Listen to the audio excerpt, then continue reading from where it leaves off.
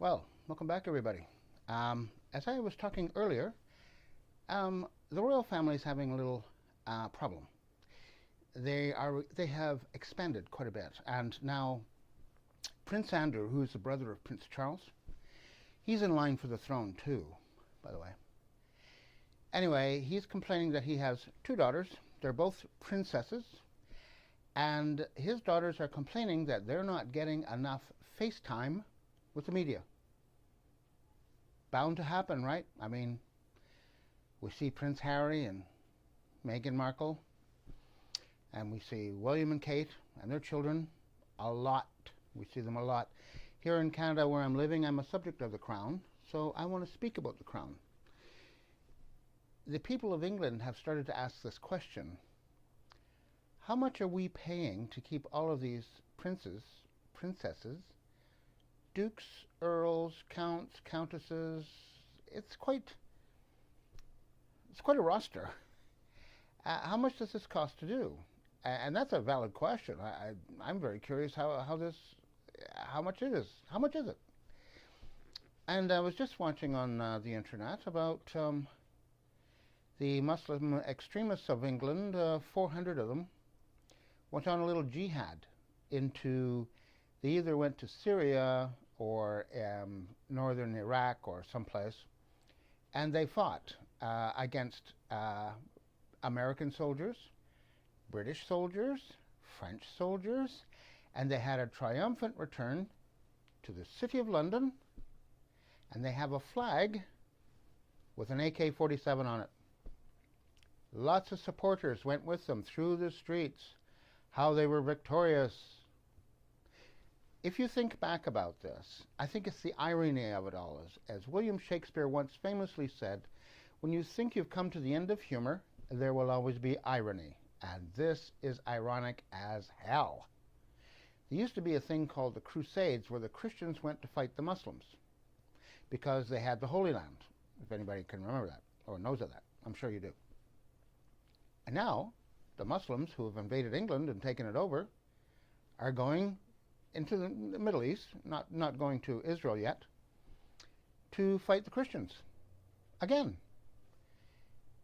It's rather odd, isn't it?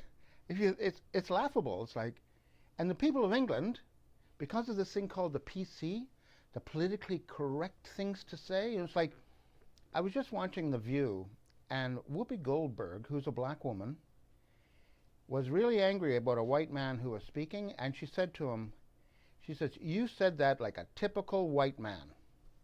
And she looked at the camera and she said, "But I mean that in a nice way." And the man laughed like, "Ha, I'll bet you did mean it in a nice way." She didn't, of course, because at least she didn't call him a cracker. Isn't that what they call white people? Cracker? Could be. I've never been called a cracker. I went to school with black children. We didn't call them black children. They just had names like everybody else, and they were all treated as equally as I could think of.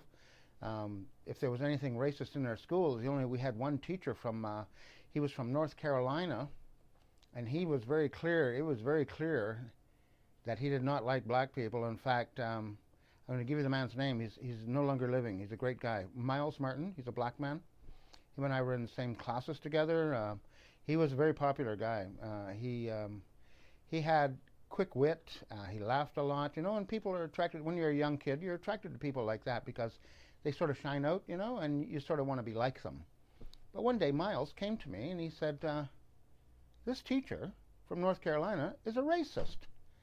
I said, "Yeah, I kind of suspect so." He says, "Well, Terry, that's not right."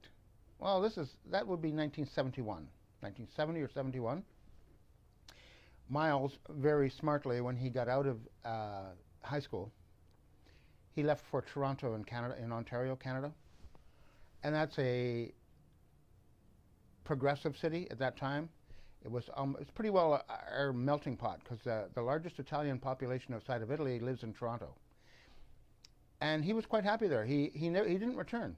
In fact, his mother and brothers and sisters all followed him. They all went to Toronto and lived there and got jobs and had prosperous lives. He very unfortunately has passed away. A great fellow, by the way. Miles was always very nice to me.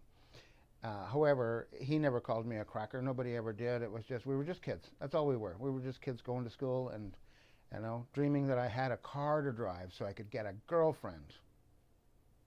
Sorry, it's a little Freudian slip there. Something in my past I still feel a little angst about. Anyway, let's go on. I was talking about the royal family and the problems that they're having, and that now they have the Muslims in England who are going to fight British soldiers in the Middle East. And it is politically correct not to say that. You can't raise any issues about it, or they'll shout you down for saying things that are politically incorrect. Well, who the hell cares? I mean, there's dead people coming home in coffins here. What about their rights? What about how they feel now? They probably still want to be alive. It's like where I worked with a woman named Bridget Enabor who used to own slaves in Jamaica. I worked with her at the Department of Fisheries and Oceans. She is somewhat responsible for the death of one First Nations man and the injury of 2 others. And she covered everything up so no one could get charged. It was criminal negligence that caused his death. Criminal negligence. Can you believe that one? Canada helped to hide it. The Royal Canadian Mounted Police started an investigation and then quickly stopped.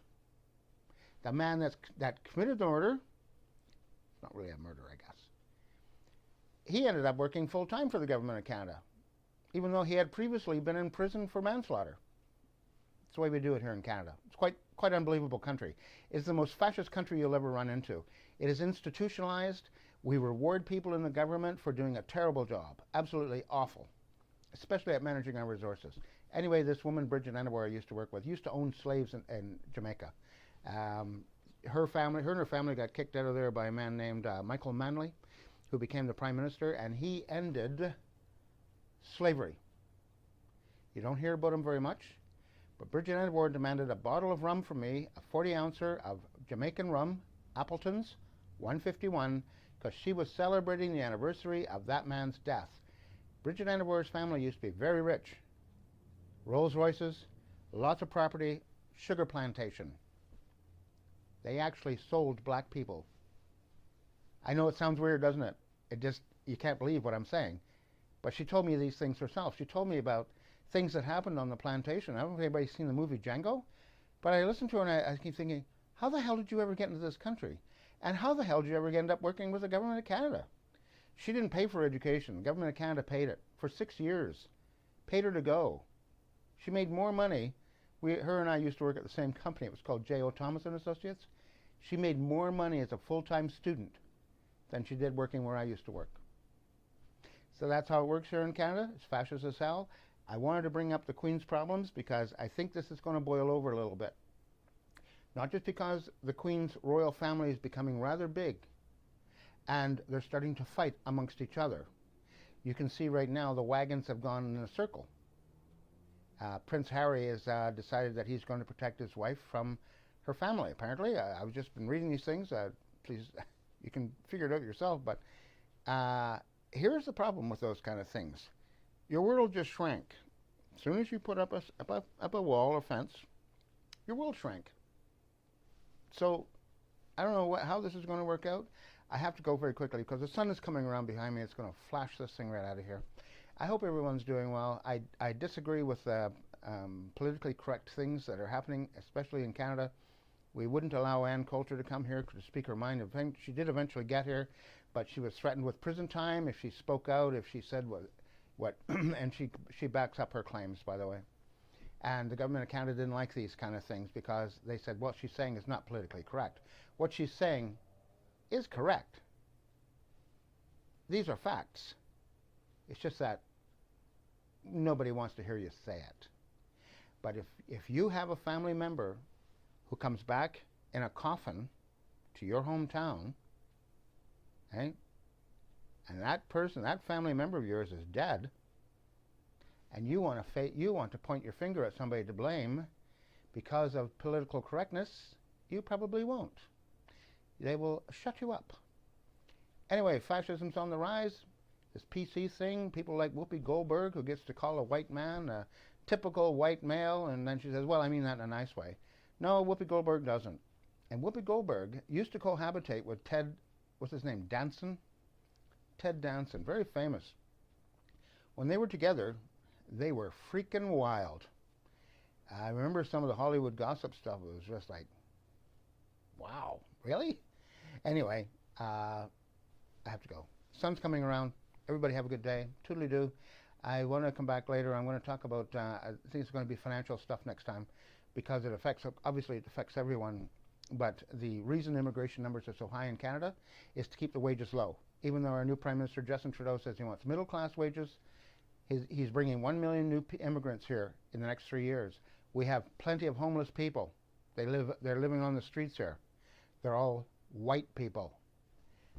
There are other ethnic groups, though, I have to say, in downtown Vancouver. However, it's not right what's happening, and it's certainly not fair. Certainly not fair. We have to speak out. We have to expose the darkness. That's my only point. Goodbye, everyone. Have fun.